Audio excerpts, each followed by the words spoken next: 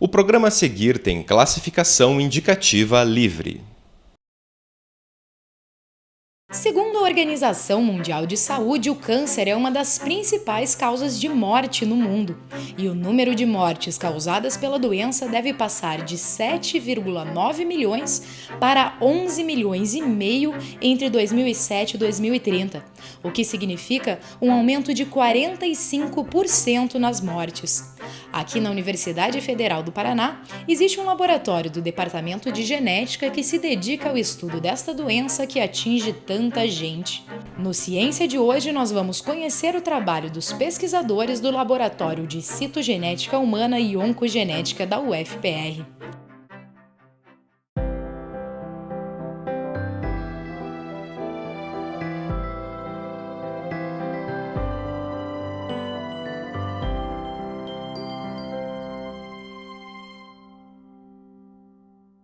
Nós definimos como genética o estudo dos genes. Na verdade, historicamente, era o estudo da hereditariedade, que começou lá com Mendel, com o estudo das ervilhas, que levou à definição de todas as leis da hereditariedade. Com o avançar da ciência, com toda a genética molecular que veio aparecendo com o passar dos anos, hoje nós podemos definir como o estudo dos genes, que na verdade são as unidades que vão carregar toda a hereditariedade. A oncogenética ela é o estudo da genética do câncer mesmo, assim, né? Então, como a gente sabe que o câncer ele é uma doença que pode ter origem genética, a gente tenta estudar como isso pode, como alterações de genes, como algumas alterações que a gente já conhece ou até não conhece ainda, elas podem estar levando ao desenvolvimento do câncer, né? O desenvolvimento do tumor. Oncogenética tem duas vertentes, duas interpretações grandes. Você pode defini-la como oncocâncer genética, então o estudo da genética do câncer, e também muitas pessoas atribuem a esse termo somente essa parte dos cânceres familiares, do aconselhamento genético, do risco dos indivíduos terem um câncer devido a genes compartilhados pelos seus parentes. Então você pode interpretar das duas formas, que acabam se unindo, na verdade, mas nós temos toda essa parcela dos cânceres, que na verdade são a grande maioria, 95% deles não são hereditários. E também o estudo deles nós podemos chamar de oncogenética, que é a genética do câncer.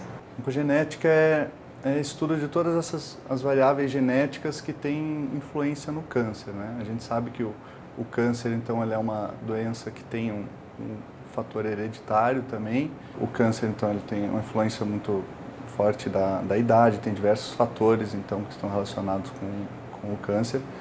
E a genética é um fator, né, bastante ligado a essa doença.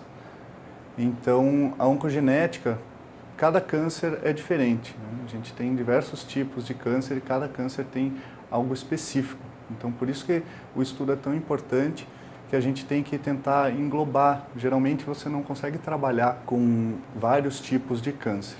O que acontece é quando se tem uma mutação, alguma alteração incomum em vários tipos de câncer, então, esses estudos podem ser correlacionados.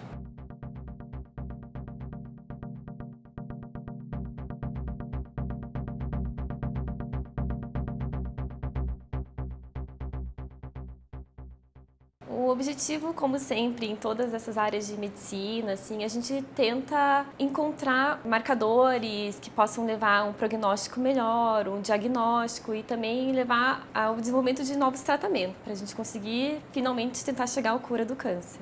A gente busca, principalmente, achar alguma coisa através das nossas linhas de pesquisa que chame a atenção, que possa ser usado mais para frente como um candidato, algum biomarcador. Que isso facilitaria, então, a gente pode ter biomarcadores, que seria uma molécula que possa indicar um prognóstico ou auxiliar no diagnóstico de um câncer e preferencialmente de alguma forma que não seja tão invasiva, né? Que a gente atualmente tem que ser pela biópsia, a pessoa está com câncer, então alguma coisa que pudesse ser observada em exames mais simples e não muito invasivos, como um exame de sangue.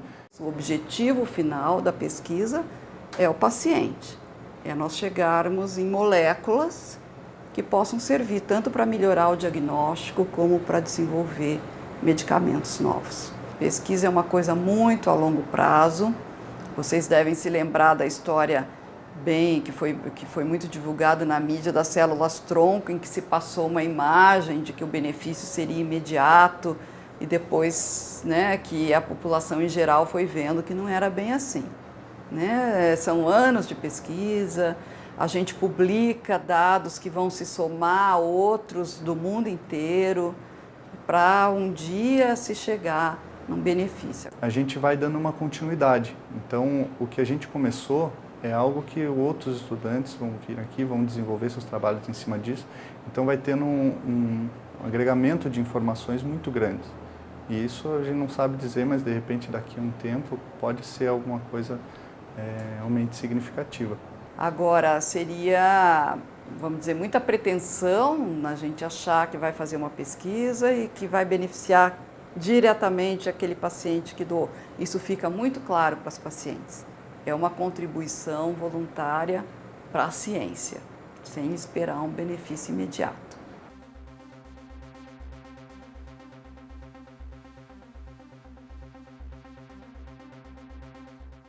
Eu acredito que é bastante importante, né, a pesquisa em oncogenética, tentar descobrir esses marcadores justamente para, como o câncer hoje em dia, ele é uma doença bastante abrangente, todo mundo pode ter um câncer, mesmo crianças, quanto adultos, jovens e idosos, realmente a gente tentar descobrir novos tratamentos que tenham menos efeitos colaterais, menos efeitos adversos ao paciente e também conseguir um dia chegar à cura. Nesse aspecto de que nós queremos, na verdade eu falei desse objetivo no paciente, mas é claro que para isso também é importante o entendimento da doença. O câncer, apesar de tantos anos e de tanto dinheiro em pesquisa aplicado nele, nós não entendemos ainda por completo o mecanismo da doença. E quanto mais a gente estuda, mais complexo a gente vê que é. O objetivo principal, acho que é tentar entender mesmo como que essa doença vai surgindo, que quando você consegue entender, você consegue aprender a combater, né? Ou prevenir ou combater mesmo a doença. Então, acho que nosso objetivo principal é achar essas sutis diferenças que tem entre os cânceres e tentar achar algum medicamento que possa realmente estar parando com a doença. Quem sabe um dia chegar à cura mesmo. Então, a pesquisa em câncer tem esses objetivos. Primeiro, o entendimento da doença e, numa outra ponta, o paciente. Melhorar diagnóstico, melhorar tratamento, acabar com esse tratamento que é feito há anos, dessa quimioterapia que mata as células doentes, mas mata também as células normais, e desenvolver terapias que hoje nós chamamos de terapia-alvo, como já existem algumas já sendo utilizadas na prática médica, que possam atender melhor e dar melhor qualidade de vida para essas pessoas. A importância está para a gente poder desenvolver. Lógico que aqui é um ponto inicial, né, no trabalho. Mas a gente achando alguma molécula de interesse, a gente vai progredindo com estudos e fazendo outras abordagens e, quem sabe, aí, desenvolvimento de algum quimioterápico, algum medicamento que possa ajudar então no tratamento de forma até individualizada, que é o que se procura muito, como cada paciente tem uma heterogeneidade muito grande, a gente então busca cada vez mais individualizar as terapias, né? E isso começa então daqui, né, do básico e vai desenvolvendo então novas abordagens em cima dos estudos que a gente acha aqui, para quem sabe chegar. Também não é fácil, mas é o que se busca hoje, né? Melhorar a qualidade de vida do paciente, assim como também a gente tentar descobrir o câncer antes, né? Não só quando já está em estados piores, mas conseguir descobrir bem no início ou até conseguir predizer, né? Saber se a pessoa vai ter o câncer antes disso acontecer, para a gente conseguir seguir com não só o tratamento, mas também o acompanhamento do médico, o acompanhamento de todos os profissionais da área de saúde, né? Mas aqui no nosso laboratório, como pesquisa que nós fazemos há mais de 20 anos, são os cânceres que nós chamamos de esporádicos, que é essa parcela de 95% que não é hereditário. Agora que nós estamos entrando nessa área dos cânceres familiares, na parte do esporádico, nosso grande foco sempre foi o câncer de mama. Então, nós estamos passando a estudar os cânceres de mama familiares e também os de cólon, os coloretais, né, de intestino, reto, etc. Mas o nosso foco são os esporádicos. O primeiro passo é fazer o estudo da genealogia. E daí nós vamos ver quem são as pessoas que estão sob risco. E se é um caso de um tipo de câncer que já vem de geração a geração, nós podemos estimar ou analisar o mecanismo de herança daquela doença naquela família específica. Com base nisso, nós podemos enunciar um dado risco a essa pessoa que veio ao aconselhamento genético. Nós podemos oferecer, desde que disponível, um teste genético, que a gente chama teste genético molecular, para saber se aquela pessoa vai ter aquela mesma doença que já está ocorrendo na família ou não. Se aquela pessoa tem o gene que predispõe ao desenvolvimento desse câncer, né, ela pode preventivamente, né, ou retirar o seio, fazer aquela toalete ganglionar e fazer um controle mais próximo preventivamente. O trabalho aqui é muito focado, como nós estamos dentro de uma universidade, é focado nos alunos. Então, nós temos alunos de iniciação científica, que são ainda estudantes da graduação, alunos de mestrado, alunos de doutorado e de pós-doutorado. Aqui, então, a gente trabalha com câncer de mama e há uma diversidade de alterações, né, nesse tipo específico de câncer, e a gente busca, então, estudar algumas dessas alterações. Há mais de 20 anos, desde que nós começamos esse trabalho com tumores de mama, nós temos uma parceria com o grupo do Hospital Nossa Senhora das Graças. Então, esse grupo, que é liderado lá pelo Dr. Rubens Silveira de Lima, quando eles... Cada aluno realiza sua pesquisa de uma forma diferente e com um objetivo específico, num trabalho de formiguinha para auxiliar a ciência como um todo a entender melhor como o câncer se manifesta. O primeiro laboratório criado foi o Laboratório de Citogenética Humana, que é esse que nós estamos.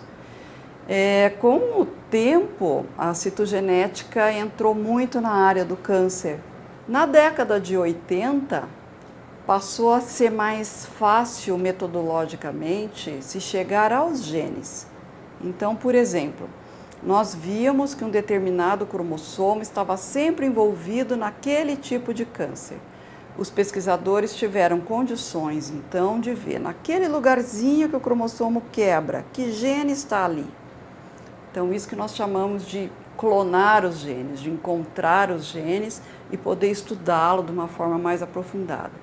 Então, automaticamente o laboratório foi mudando, não que a gente tenha deixado de fazer a citogenética, mas nós fomos também caminhando para essa parte molecular. Então, nós passamos a olhar para os genes envolvidos, não só para a estrutura do cromossomo, e hoje em dia também para as proteínas que esses genes codificam.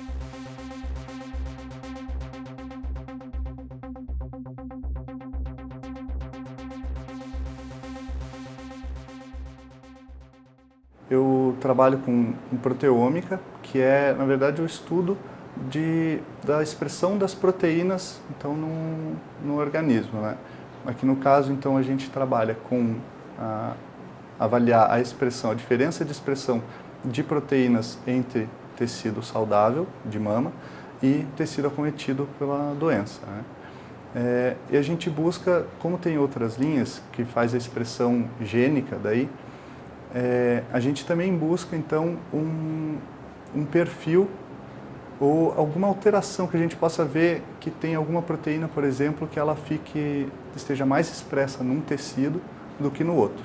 Atualmente, nós estamos olhando muito para a expressão do gene, que é o que nós chamamos de, que eu te coloquei como medir o nível de RNA que está sendo transcrito, e para as proteínas. Então, é o que nós chamamos de transcriptômica, um nome meio complicado, mas que quer dizer o que é transcrito, e também a proteômica, que seria o que é traduzido, a proteína, que é aquele determinado tumor ou tecido normal que nós estamos estudando, contém naquele estado fisiológico. Depois de separados, a gente então usa essa ferramenta de bioinformática para fazer uma análise e ver o que está indicando, o que o programa ali está indicando como diferencial, que está mais expresso ou menos expresso em um dos dois tecidos. Com esses resultados, então, a gente vai analisar então, cada uma dessas proteínas, que a gente ainda não sabe qual é,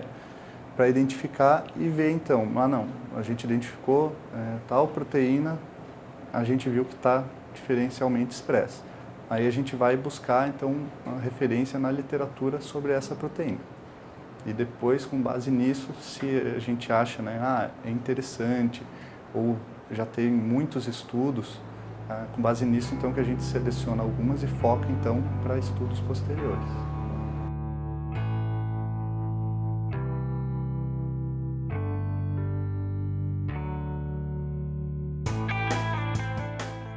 Eu trabalho com um tipo específico de câncer de mama, que são os cânceres triplo negativos, que eles são considerados bastante agressivos e eles não têm um tratamento específico ainda. Eles tendem a crescer mais rápido, eles podem levar a metástase, um pouquinho mais rápido do que os outros tipos de câncer, e também eles podem não responder ao tratamento. Então, algumas células vão morrendo, mas outras células elas conseguem se dividir bastante e assim o câncer acaba tomando o paciente. Estou trabalhando com algumas moléculas que foram conhecidas há pouco tempo, que seriam os microRNAs. Os microRNAs eles são responsáveis por regular também toda essa expressão dos genes. Então, eles podem silenciar alguns genes, eles podem levar à não expressão de algumas proteínas. Isso altera completamente o organismo e isso pode levar à doença em si. Aí nós comparamos, por exemplo, o conteúdo, vamos falar na proteômica, o conteúdo proteico do tumor, o conteúdo proteico do tecido normal, o conteúdo proteico do linfonodo e procuramos as similaridades e as diferenças. Então, eu trabalhei a nível de DNA e a nível de RNA.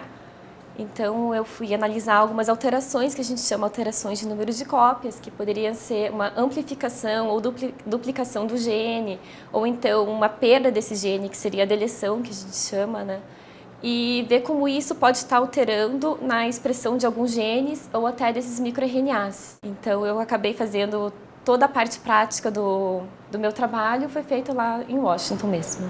Pretendo dar continuidade ao trabalho lá com eles, porque a gente conseguiu fazer amostras do Brasil e amostras dos Estados Unidos também. Então, tem toda essa diferença também, de alterações para a gente ver se consegue alguma coisa mais específica.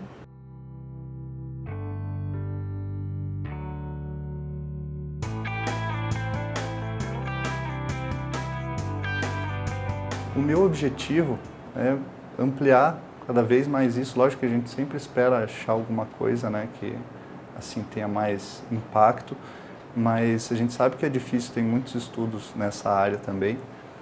E o que a gente espera é contribuir mesmo, com informações relevantes que de repente ainda não estejam na literatura, e até por questão de amostra, por a doença ser bastante heterogênea.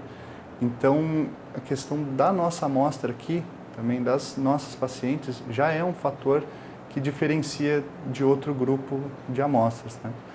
Então, todo estudo aqui também é bastante relevante e a contribuição a gente sabe que acaba vindo. Como eu sou farmacêutica, eu pretendo conseguir encontrar alguma molécula que realmente possa estar ajudando no desenvolvimento de novos remédios, novos tratamentos.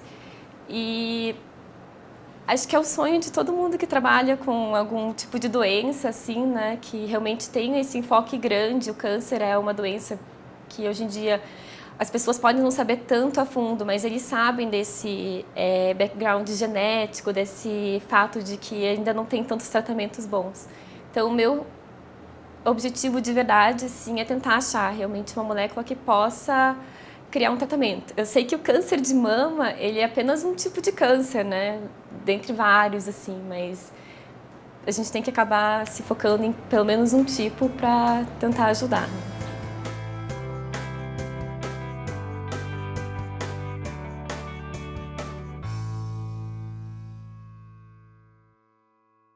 Quando a gente recebe um paciente que nos traz que tem uma história familiar de câncer, primeira coisa é coletar muito bem essa história, porque o câncer, depois de uma certa idade, é uma doença muito comum. Então você tem que esmiuçar muito bem a história dessa família para realmente você fechar o diagnóstico de um câncer familiar. Hoje em dia já ficou famoso por causa daquele caso da Angelina Jolie, essa coisa de predisposição ao câncer, o que eu posso fazer, o que eu não posso fazer.